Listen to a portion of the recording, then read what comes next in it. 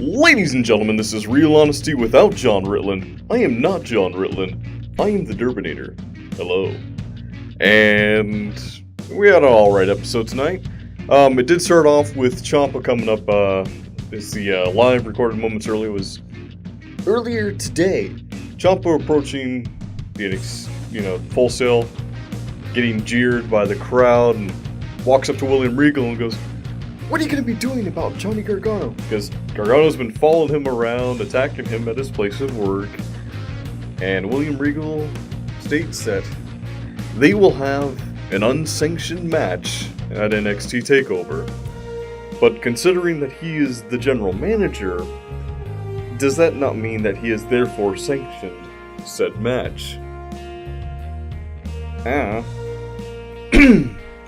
Afterwards, we got Regal coming out to the ring and announcing that the North American title will be up for grabs at is getting into it when he's interrupted by some theme music. And this theme music goes, "I am the 1%. And who else walks out but EC3? Excuse me, I am dying. No, I'm just got a cough. EC3, he walks out, he's bragging, he's getting into it. It's like, I can't believe that on my first day, you're giving me a title. And Regal interrupts him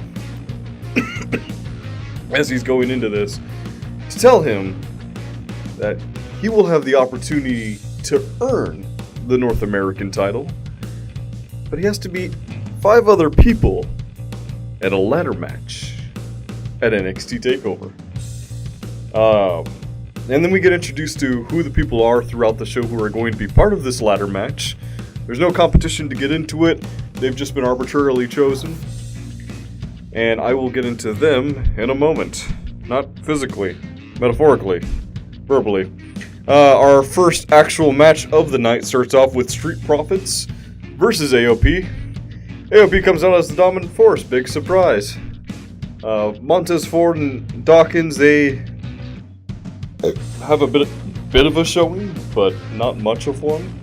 But on the side, Montez Ford gets distracted by Ellering, and Ford offers him a drink, and Ellering looks at it, considers it for a moment, and then knocks it out of his hand.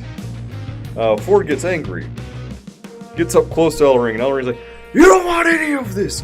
as he's backing away and keeping Ford's eyes off of the ring. As AOP comes out, knocks out Dawkins, pins him, 1, 2, 3.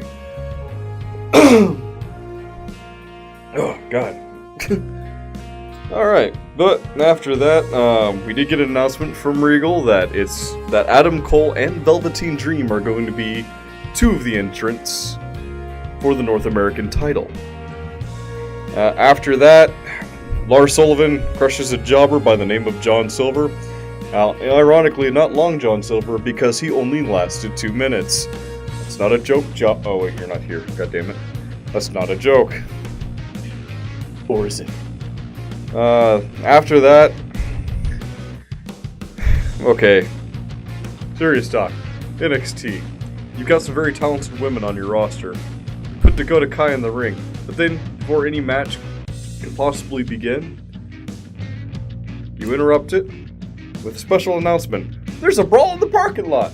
Andrade Cien Almas has ambushed Aleister Black in a brutal beatdown, and then drags him out to the ring, and Dakota Kai's like, alright, I guess I'll just go home now. But really, you didn't even give them a match this time. Last week you only gave them 3 minutes. I guess that was the 3-minute warning. But apparently, NXT doesn't quite value their women's division as much anymore. So, there's that. Let me see here. That's right. So, after all is said and done... Oh, yeah, speaking of... I'm about to get into that. We do get a match between Sanity and Roderick Strong and Pete Dunne as a tag team. Roderick Strong starts off... well, strong. It was kind of a bit all over the place. But Strong does start off by winning that grappling contest with Alexander Wolf, which was actually rather surprising. Dunn and Strong work very well together, and they still show no signs of any tension or, trying to fight each other as a tag team. So, like, these are two consummate professionals working together out of mutual respect for one another. Though, I wonder how they're going to break this team up. If they're just going to have them lose to AOP, that would be kind of cheap. Still, Dunn taking it to Eric Young after being tagged in. Both sides partners keep interjecting and getting each other's faces, and ref has to keep breaking them up and telling them, get back to your corner. And then we end up getting to a commercial break, which still confuses me. This is the WWE Network. Why do you need a commercial break? You own this network, and you're not even playing for commercials that would get you revenue. It's commercials for your own goddamn product. Why?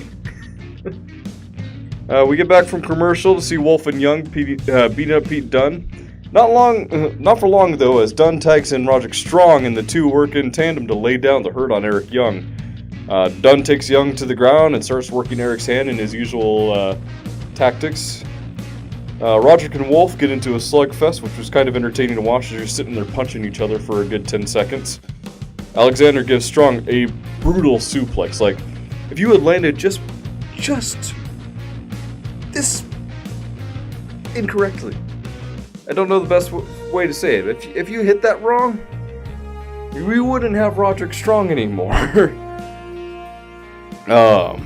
It then goes for the pin. He fails.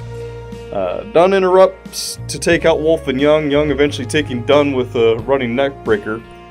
After a brief struggle, Dunn takes out Eric Young, pins him. 1, 2, 3. And the match is over. Roderick Strong and Pete Dunne have just beaten Sanity. And they will be moving on to face AOP at the end of the Dusty Rhodes Tag Team Classic.